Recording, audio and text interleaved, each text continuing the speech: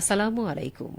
বাংলাদেশ বেতার, রাজশাহী। স্থানীয় সংবাদ পড়ছি নূরজাহান বন্যা। রাজশাহীতে কৃষি সম্প্রসারণ অধিদপ্তরের উদ্যোগে এবং রপ্তানিযোগ্য আম উৎপাদন প্রকল্পের অর্থায়নে ফল ও আম মেলার উদ্বোধনী ও আলোচনা সভা অনুষ্ঠিত হয়েছে। আজ নগরীর রেলগেট খামারবাড়ি কৃষি সম্প্রসারণ অধিদপ্তরের উপপরিচালকের কার্যালয়ে আয়োজিত অনুষ্ঠানে প্রধান অতিথি হিসেবে উপস্থিত ছিলেন রাজশাহীর জেলা প্রশাসক কাজী শহীদুল ইসলাম। আলোচনা সভায় বক্তারা বলেন, আমের রাজধানী হিসেবে পরিচিত রাজশাহীর আম দেশ বিদেশে ব্যাপক সুনাম অর্জন করেছে। নিরাপদ ও রপ্তানিযোগ্য আম উৎপাদন, আধুনিক চাষাবাদ পদ্ধতির প্রসার এবং ফল উৎপাদনে কৃষকদের উদ্বুদ্ধ করতেই এ মেলার আয়োজন করা হয়েছে। একই সঙ্গে বিভিন্ন দেশীয় ফলের উৎপাদন বৃদ্ধি, পুষ্টি নিরাপত্তা নিশ্চিতকরণ এবং কৃষি উদ্যোক্তা তৈরিতেও এ ধরনের মেলা গুরুত্বপূর্ণ ভূমিকা রাখবে।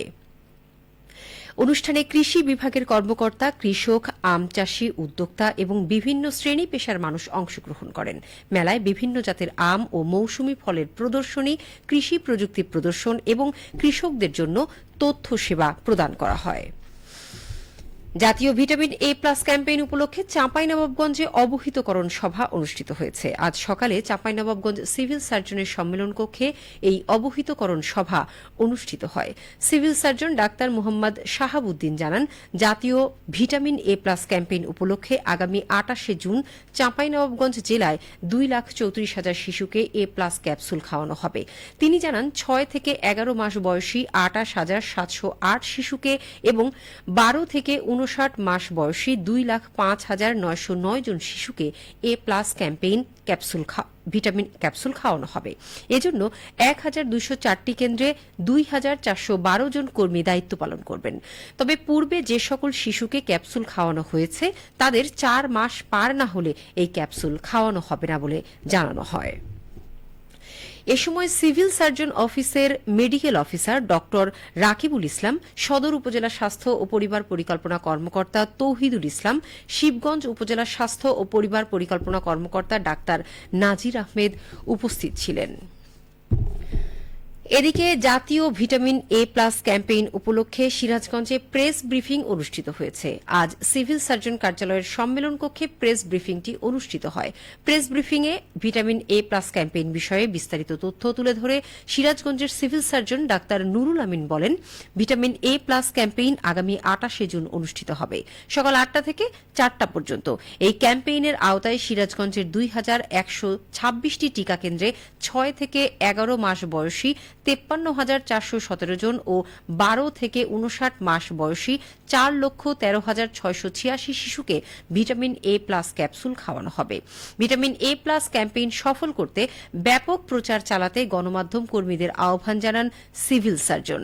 প্রেস ব্রিফিংয়ে অতিরিক্ত জেলা ম্যাজিস্ট্রেট মোহাম্মদ জহুরুল ইসলাম, অতিরিক্ত পুলিশ সুপার সদর সার্কেল নাজরান রৌফ, পরিবার পরিকল্পনা জেলা কার্যালয়ের উপপরিচালক মোহাম্মদ রায়হানুল ইসলাম সহ গণমাধ্যম কর্মীরা উপস্থিত ছিলেন।